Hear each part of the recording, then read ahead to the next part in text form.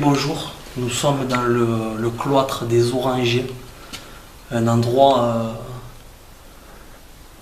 magnifique. Le calme y est apaisant.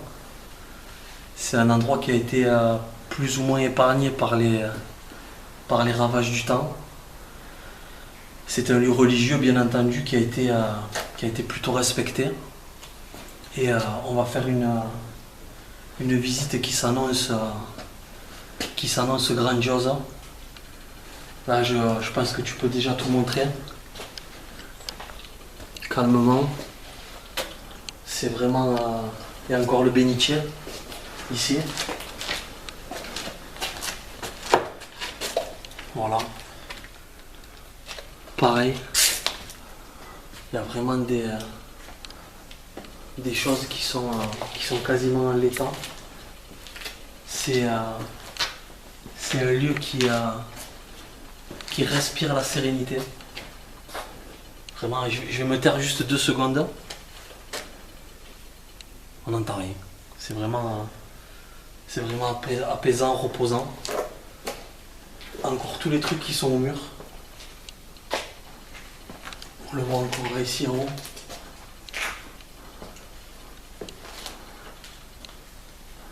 Tous les personnages. C'est vraiment... je commence à avoir un petit passé d'urbexeur avec pas mal de lieux qui ont été faits maintenant. Mais c'est vrai que celui-là me laisse sans voix. Comme je disais hors caméra tout à l'heure, je suis quelqu'un de croyant mais absolument pas pratiquant. Et c'est vrai que c'est un lieu qui limite donne envie de se poser, de se recueillir. Nous sommes à présent dans la chapelle du cloître et pareil, je vais juste vous montrer la porte. Voyez, tout est là, tous les ornements de départ sont là, rien n'a été bougé. Et là derrière moi, les vitraux qui sont complètement intacts. Je vais essayer de ne pas dire magnifique à chaque fois. C'est splendide. Il n'y a pas de mots. Il n'y a pas de mots. Tout est respecté, tout est parfait.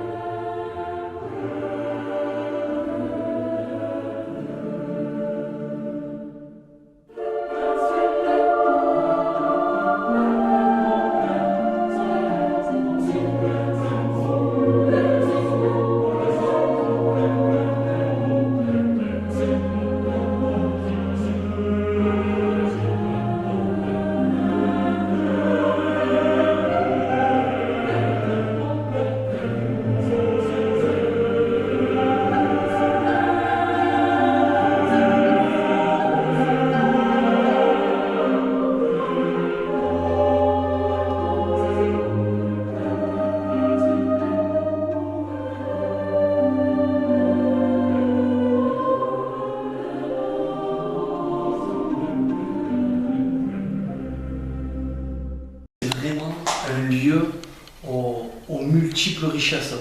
La pièce en elle-même, elle n'est pas énorme, elle n'est pas gigantesque. Mais regardez, il y a de partout. Il y a de partout des choses à observer, à découvrir. Il n'y a pas de mots là, il y a des signes de l'église, j'imagine aussi. Tiens, regarde tout en haut aussi. Tout en haut, on n'avait pas vu ça. Et là, Gigi, on va regarder là. Ah ouais. Viens, messieurs. On va faire attention au toit, comme il a dit lui. Tout est resté en l'état.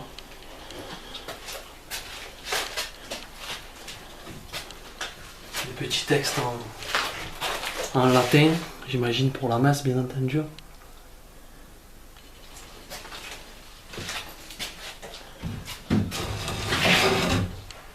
tiroirs d'époque. Il y a vraiment... c'est un lieu qui regorge de trésors. Voilà, on va pas rester non plus trop longtemps quand même, vu l'état du toit, qui fait bien peur.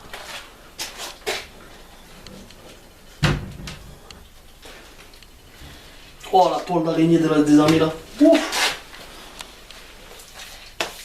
Mais ouais, la classe. Avant que j'oublie d'ailleurs, je vous raconterai l'historique du lieu à la fin de la vidéo. Alors, on peut constater ici cette magnifique statue. Je vais pas vous dire c'est sainte quelque chose hein, parce que j'en sais rien, je sais pas qui elle est. Mais bon, on voit que la statue est là. Et par contre, malheureusement, alors, est-ce que ça a été pillé ou est-ce que c'est l'effet du temps? Vous voyez, il en manque 3. Je pense que ça a été arraché, vu comme ça. Et on va continuer. Alors, ça fait un moment que c'est on va éviter de les toucher trop fort. Que ces piliers ont été placés pour éviter justement que la structure s'effondre. Et on va continuer encore une fois. Et on en prend toujours plein les yeux sur le côté. Alors je sais pas si c'est si c'est propre à tous les cloîtres, mais je trouve qu'il y a énormément de figures religieuses, quasiment tous les mètres. Mais en tout cas c'est impressionnant. Et c'est vrai que c'est un lieu où on se sent bien. Je me sens pas oppressé en étant ici, au contraire. Alors il y a des structures qui font penser un peu à l'époque gallo-romaine, notamment à l'extérieur. On vous les montrera plus tard. Je pense également à ces colonnes, qui pour ma part n'ont absolument rien de religieux. Et on poursuit.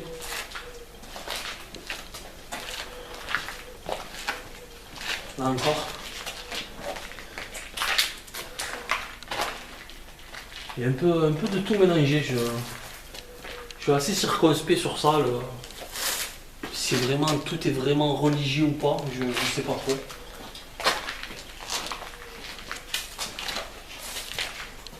Alors pareil là, il y a de multiples symboles qui sont représentés.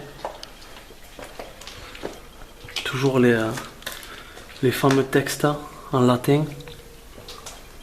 Des magnifiques structures. Là, 2 enfants qui sont représentés.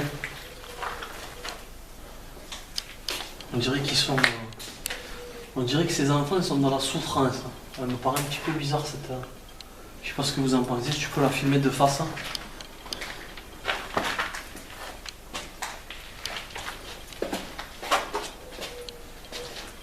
Et toujours pareil, on continue.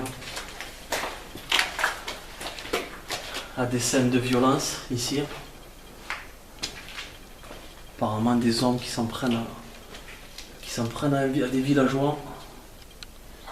Alors comme je dis, je connais rien de l'histoire religieuse, donc si vous avez des explications quant à l'origine de ces figures représentées, n'hésitez pas. Pareil, un aigle ici. Et on va aller tout au bout. Et là, pareil. Encore une fois. Alors là, par contre, je vais dévier, je vais dire n'importe quoi. Mais quand je vois l'aigle comme ça me fait penser au régime d'Adolf Hitler et la Seconde Guerre mondiale. Je vois pas ce qu'il va faire là. Mais toujours pareil, jusqu'au bout comme ça. Des structures et des structures. Nous sommes ici, je pense, dans un lieu de vie. Nous sommes à l'extérieur du cloître que vous voyez là-bas au fond derrière moi. Je pense que les gens venaient se reposer, discuter un petit peu ici. On peut voir ici un espace d'eau. Voilà, on voit que l'eau arrivait par ici. Et pareil, un peu plus haut, on le voit ici également. D'autres petits espaces un petit peu à droite à gauche qui qui sont un petit peu disséminés. On va aller les visiter et on va voir ce qu'ils nous proposent. Outre le fait donc que cet espace devait être un espace de discussion, je pense que également, comme l'a dit Louis qui nous accompagne pour cette vidéo, ça devait certainement être aussi un lieu de mariage. Alors on le voit ici, il y a le petit chemin qui amène à l'arche ici, donc j'imagine peut-être une photo des jeunes mariés qui se faisaient ici, et ensuite la cérémonie religieuse qui se déroulait ici, qui se terminait peut-être dans le cloître après. Comme dit précédemment, nous sommes à l'extérieur de la chapelle, du cloître, mais c'est un lieu qui regorge de petites richesses architecturales. Puis c'est assez rigolo parce que tout est disséminé à droite à gauche, il n'y a pas tout au même endroit.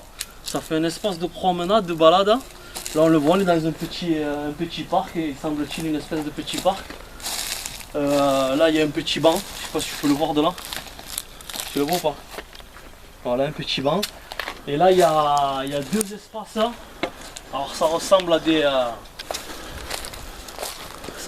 petites grottes, mais je sais pas ce qu'on pouvait faire là-dedans, ce qu'on pouvait stocker là-dedans. Là je vois qu'il y a un petit espace d'eau.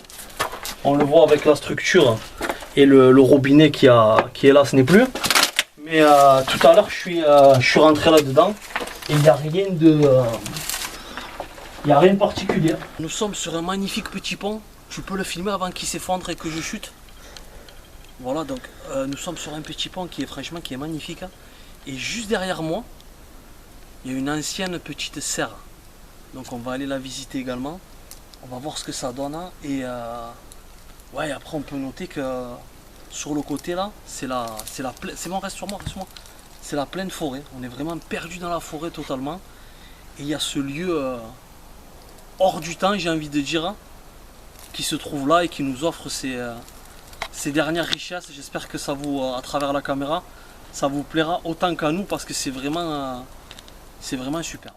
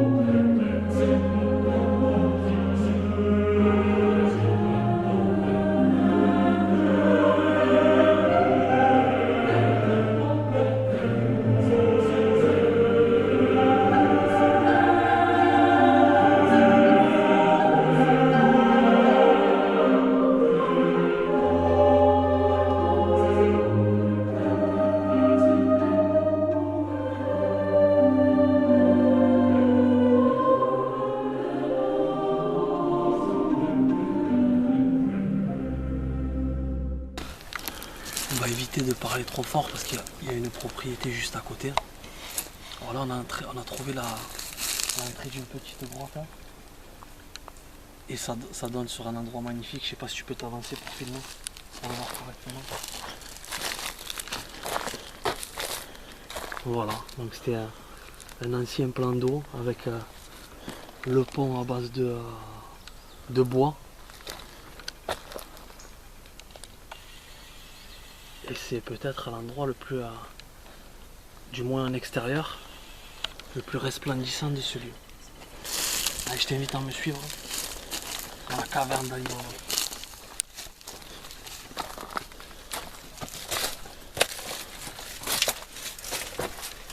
Regarde, une statue, tu la distingues? On dirait Fernandel un peu. Le domaine de Villemartin a été orné d'un cloître gothique par le poète romantique Alexandre Guiraud, 1788-1847.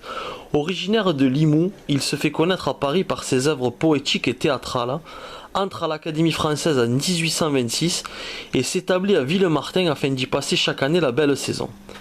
Créé baron en 1828, grand amateur d'architecture antique et médiévale, il reconstitue un cloître et met en scène, dans le parc qu'il crée autour, divers vestiges architecturaux.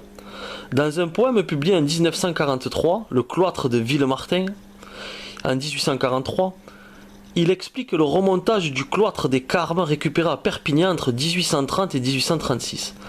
Entre 1835 et 1845, la mode chez les érudits languedociens est d'acheter des sculptures aux officiers du génie et de les utiliser pour orner leur jardin romantique.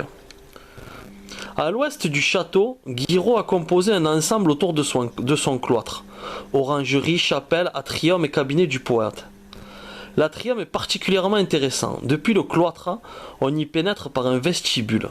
Sur le seuil, une mosaïque reproduisant le Capcanem de Pompéi prévient le visiteur comme à la maison du poète tragique où l'original a été découvert en 1826.